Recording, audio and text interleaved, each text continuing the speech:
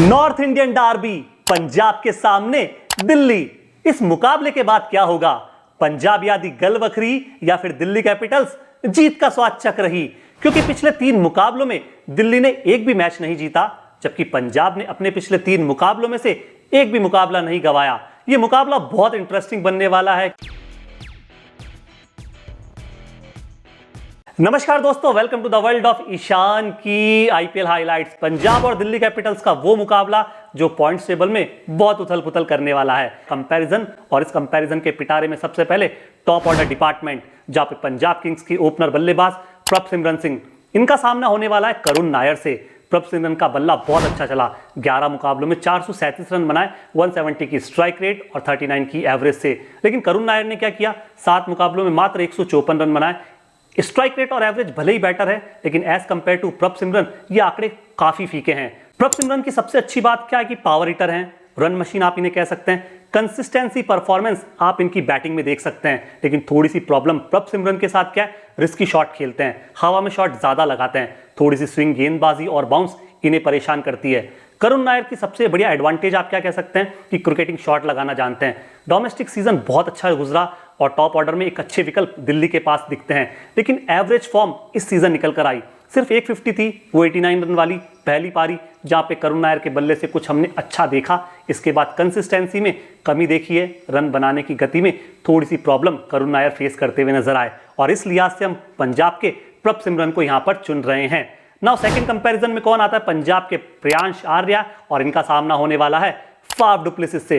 प्रियांश का बल्ला भी बहुत अच्छा चला, 11 मुकाबलों में 347 रन इन्होंने भी बनाए, स्ट्राइक रेट 192 की और एवरेज 31 की।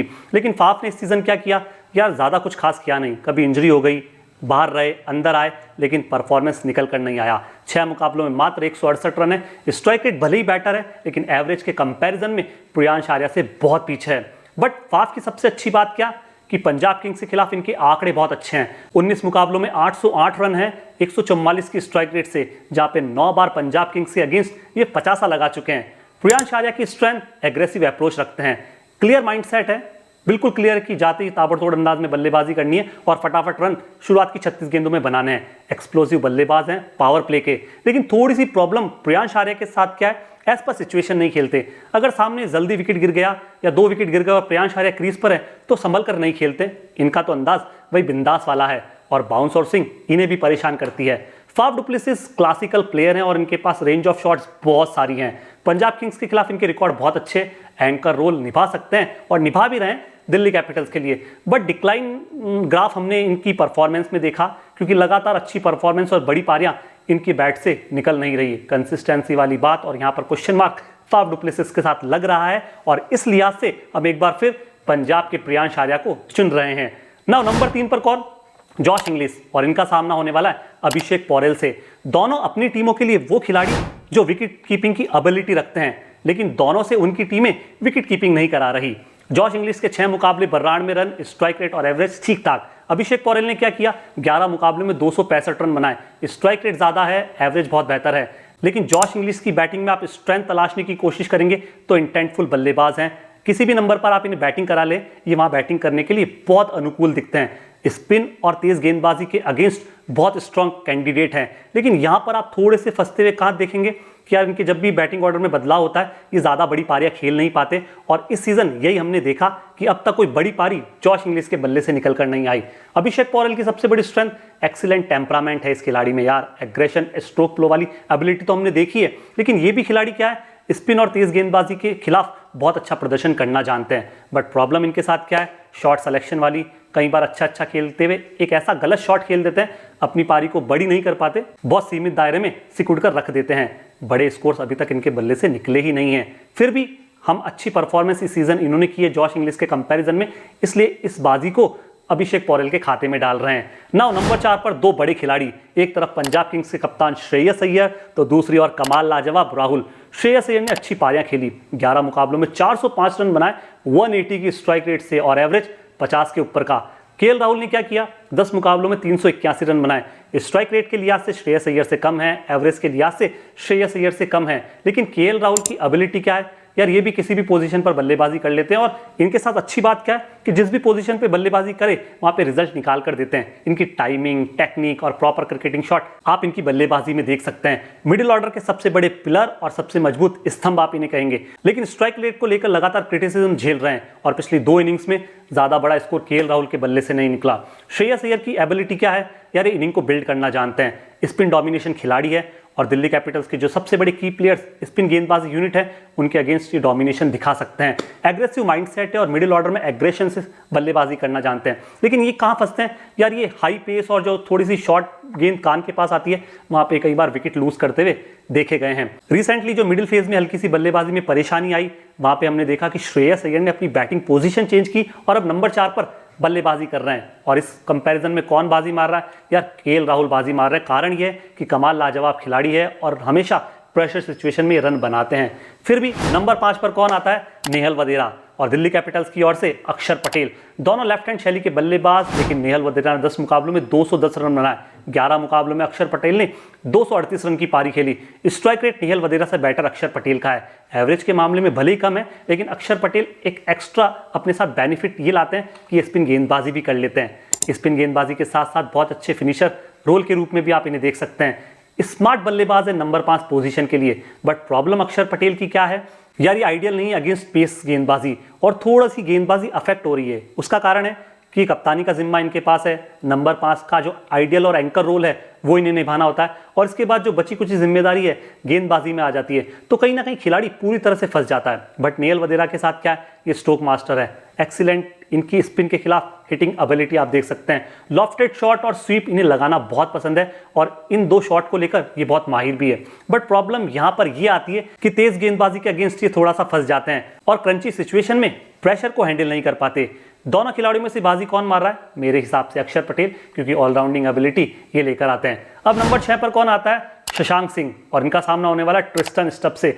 शशांक सिंह वो खिलाड़ी हैं जो पावर हिटर हैं, बहुत तेजी से रन बनाना जानते हैं। इस सीजन 11 मुकाबलों में 214 रन बनाए। हालांकि स्ट्राइक रेट और एवरेज ट्रिस्टन स्टब से बहुत कम है, लेकिन फिर भी शशांक सिंह बहुत अच्छे बल्लेबाज हैं। की फिनिशिंग नॉक्स खेलते हैं, डेथ ओवर्स में हिटिंग एबिलिटी लाजवाब है, काम रहते हैं, कूल रहते हैं और अंडर प्रेशर कंपोज रहकर बल्लेबाजी करते हैं। बट थोड़ी सी जो स्पिन के अगेंस्ट जो शैली है वो प्रूवन नहीं हुई है और बहुत कम चांसेस मिले, तो ये इनके नेगेटिव आप वीकनेस वाले पॉइंट कह सकते हैं। ट्रिस्टन स्टब्स के साथ अच्छी बात क्या है, रिलायबल बैटर है, इंटेंट बहुत क्लियर है और मिडिल फेज में बहुत अच्छी बल्लेबाजी दिल्ली कैपिटल्स के लिए करते हैं। दिल्ली कैपिटल्स यदि दुविधा में फंसी हो तो ट्रिस्टन स्टब्स उस दुविधा से दिल्ली को निकालते हुए कई बार देखे गए हैं।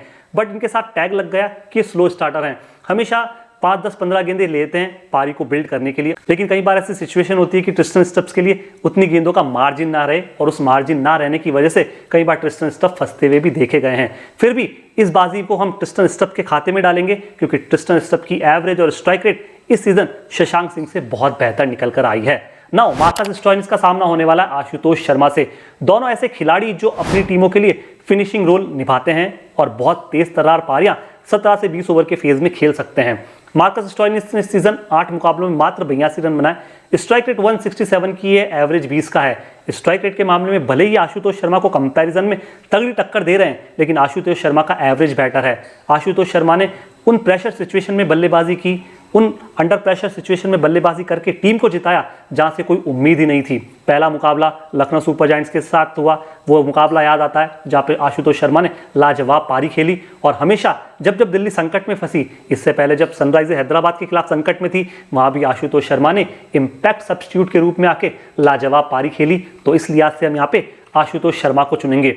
नाउ ऑलराउंडर खिलाड़ी एक बार फिर, एक तरफ तेज गेंदबाज है, दूसरी ओर स्पिन ऑलराउंडर है। अजमतुल्ला उमरजाई ने 4 मुकाबलों में 3 विकेट लिए, विपराज ने 11 मुकाबलों में 9 विकेट चटकाए। एक्सपीरियंस इस सीजन विपराज के पास ज्यादा है, ज्यादा मुकाबले विपराज ने खेले। बतौर बल्लेबाज विपराज ने बहुत अच्छी सर्विसेज दिल्ली को दी, रन बनाए, दिखाया कि ये प्रॉपर ऑलराउंडर दिल्ली कैपिटल्स के लिए लग रहे हैं और कई बार दिल्ली कैपिटल्स ने इन्हें आशुतोष शर्मा से ऊपर प्रमोट करके बल्लेबाजी करने भी भेजा है। इस लिहाज से हम यहाँ पे विपराज निगम को चुन रहे हैं, क्योंकि फॉर्म अच्छी है और एक्सीलेंट इस बार ये लग भी रहे हैं। नाउ तेज गेंदबाजी डिपार्टमेंट, एक तरफ मार्को यानसन तो दूसरी ओर मिचेल स्टार्क। दोनों लेफ्ट आर्म शैली के गेंदबाज और दोनों की गेंदें तेज तर्रार, धारदार, लेकिन मार्को यानसन है जो गेंद को पटकते हैं और लंबी हाइट है, पटकते हैं, लंबी हाइट है तो वहां से गेंद में उछाल मिलती है और विकेट लेने की क्षमताएं बहुत बढ़ जाती है। नई गेंद से बहुत इफेक्टिव गेंदबाज लगते हैं, इनके पास हाइट है तो इन्हें अच्छी बाउंस मिलती है। लेकिन प्रॉब्लम है कि पैची फॉर्म है और कई बार ये एक्सपेंसिव साबित हो जाते हैं अंडर प्रेशर, और दिल्ली कैपिटल्स के खिलाफ इनकी इकोनॉमी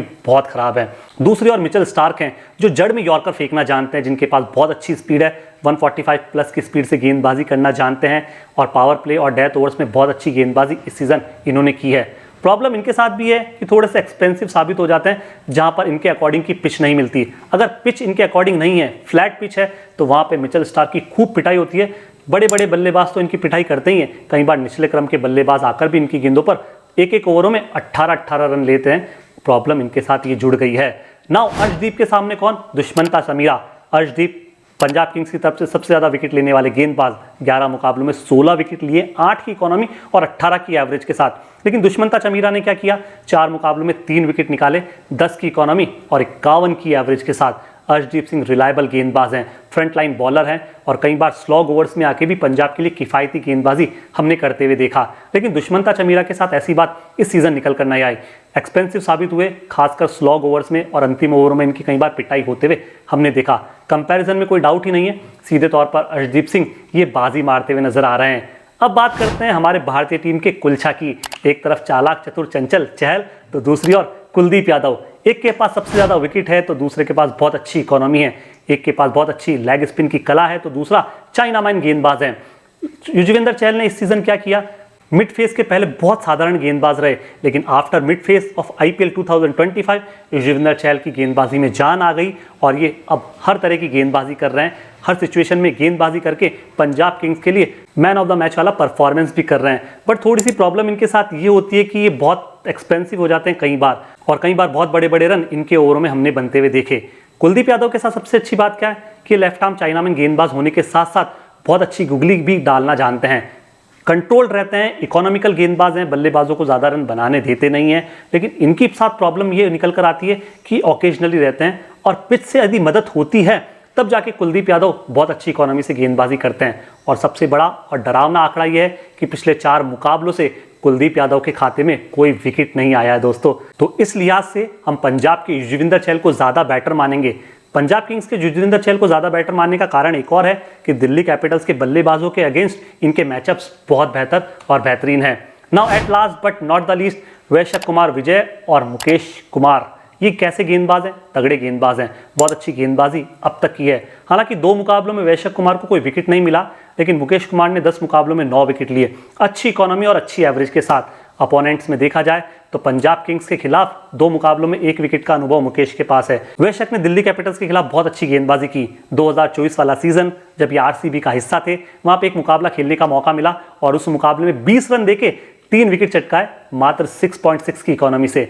फिर भी दोनों में से कंपैरिजन करना है तो हम वैशक को इसलिए चुनेंगे क्योंकि वैशक ने एक तो दिल्ली कैपिटल्स के खिलाफ प्रदर्शन अच्छा किया और इस सीजन जब गुजरात टाइटंस के खिलाफ इन्हें गेंदबाजी करने का मौका मिला, अंडर प्रेशर जब गेंदबाजी की तो वहां पे रदरफोर्ड के सामने लाजवाब इन्होंने प्रदर्शन करके दिखाया है।